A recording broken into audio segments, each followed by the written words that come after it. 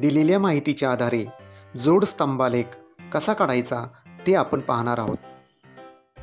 Online शिक्षणाचे प्रेरणास्थान असणारे खेड तालुका पंचायत समितीचे गट शिक्षणाधिकारी माननीय श्री संजयजी नाईकडे साहेब, त्याचप्रमाणे चाकणबीटचे विस्ताराधिकारी माननीय श्री सुरेश कातोरे साहेब आणि शिंदे केंद्राचे केंद्रप्रमुख माननीय श्री दिलीप ठिकेकर साहेब यांचे आम्हाला सतत मार्गदर्शन लाभत असते. जोड स्तंभालेख काढण्यासाठी या ठिकाणी आपल्याला माहिती दिलेली आहे. इयत्ता 1ली ते 5वीपर्यंतच्या मुलांची आणि मुलींची संख्या दिलेली आहे. त्यावरून आपण जोड स्तंभालेख काढू. जोड स्तंभालेख काढताना या ठिकाणी एक साक्ष आहे आणि उभ्या रेषेला वाय अक्ष म्हणतात. दोन्ही रेषांचा ज्या ठिकाणी छेदनबिंदू होतो त्या ठिकाणी 0 दिलेला असतो आणि या आलेखाचं जे प्रमाण आहे ते वाय अक्षावरती दिलेलं आहे. 1 सेंटीमीटर बरोबर 4 विद्यार्थी. आपल्याला गणितामध्ये ते प्रमाण दिलेलेच आहे. जोड स्तंभामध्ये स्तंभालेख काढताना मुले आणि मुली यांचं या ठिकाणी खुणा दिलेले आहेत. रिकामा जो स्तंभ आहे तो मुलांचा आहे आणि रेखांकित केलेला भाग हा मुलींचा आहे. या ठिकाणी वाय अक्षावरती विद्यार्थ्यांची संख्या दिलेली आहे. 0 पासून सुरू केलेली आहे. 4, 8, 12. 1 सेंटीमीटर बरोबर 4 विद्यार्थी आणि एक साक्षावरती इयत्ता दिलेली आहेत. 1ली, 2री, 3री, 4थी, 5वी. आपण ही माहिती अशा पद्धतीने आपण आता आलेख काढू. आता 1लीच्या वर्गामध्ये आपल्याला 14 विद्यार्थी, 14 मुलांची संख्या दिलेली आहे. तर या ठिकाणी 14 म्हणजे ही 16पेक्षा कमी आणि 12पेक्षा जास्त. 12 आणि 16 यांच्या मध्ये 14 आहेत. तर आपण त्याच्या मधोमध त्याची उंची घ्यायची.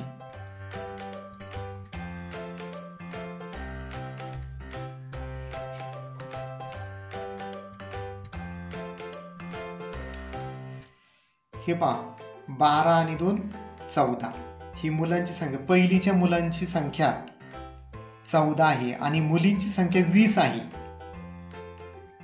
20 आहे. तेवढ्या उंचीचा जोड स्तंभालेख काढायचा आहे. त्याच स्तंभाला जोडून मुलींचा स्तंभ आहे.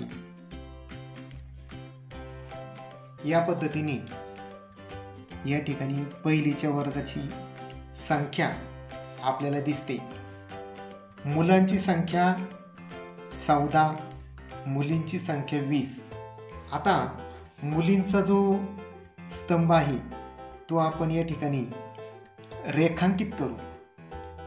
मुलांची संख्या 14, मुलींची संख्या 20 ही 1लीच्या वर्गामध्ये झालेली आहे.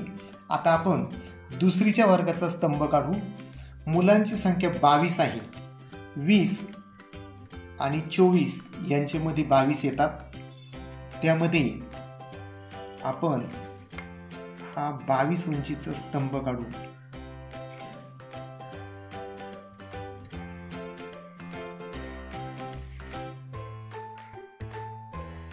त्यानंतर मुली आहेत 18.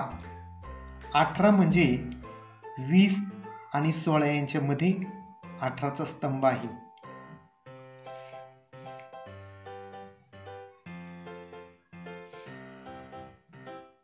जोड स्तंभालेख.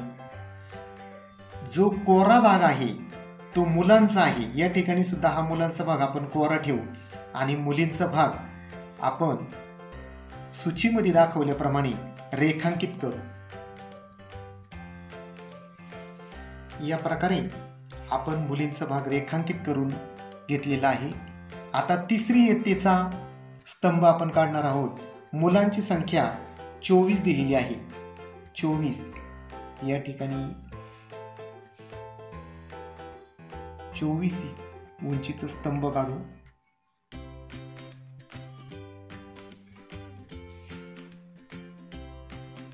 त्यानंतर मुलींची संख्या देखील 24च आहे. त्यामुळे तो स्तंभ समान उंचीचा होणार आहे. आता आपण जो कोरा भाग आहे तो मुलांचा आणि मुलींचा भाग रेखांकित करू. मुलींचा स्तंभ आपण रेखांकित केलेला आहे. आता चौथीचा वर्ग त्यामध्ये मुलांची संख्या 18 दिलेली आहे. 18 म्हणजे 16 आणि 20 यांच्या मध्ये, 16 आणि 20 यांच्या मध्ये या ठिकाणी हा स्तंभ येणार आहे.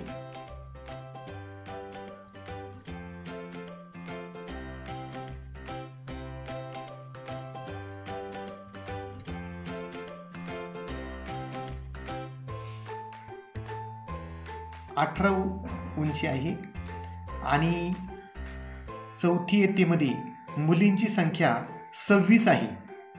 24 आणि 28 यांच्यामध्ये.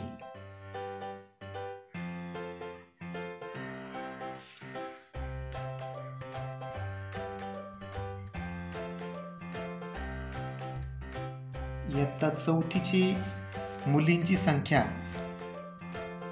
26 दिलेली आहे आणि मुलांची संख्या 18 दिलेली आहे.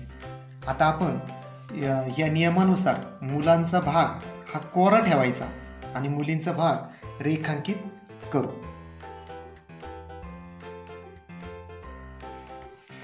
मुलींचा भाग आपण रेखांकित केलेला आहे. आता इयत्ता 5वी मध्ये मुलांची संख्या 16 आहे. 16 या ठिकाणी 16चा स्तंभ काढू.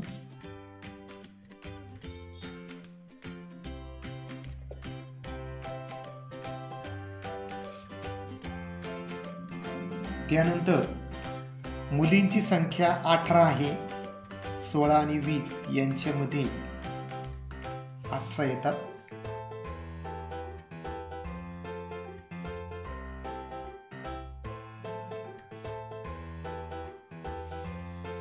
मुलांचा भाग कोरा ठेवू आणि मुलींचा भाग आता आपण रेखांकित करू.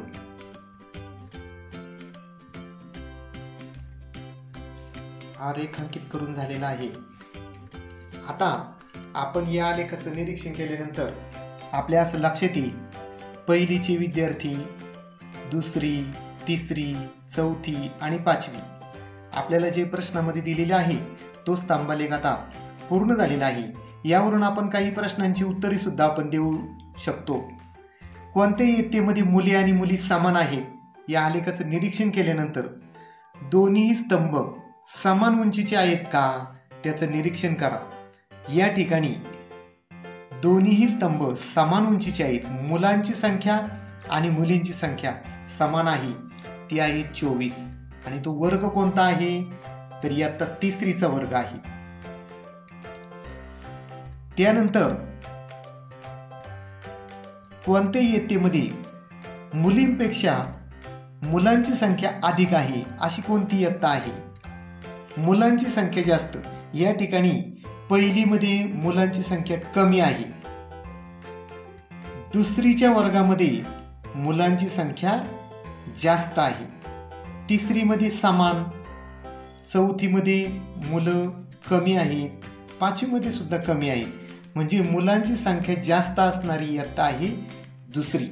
आलेखाचं निरीक्षण केल्यानंतर या प्रश्नांची उत्तरे आपल्याला देता येतात.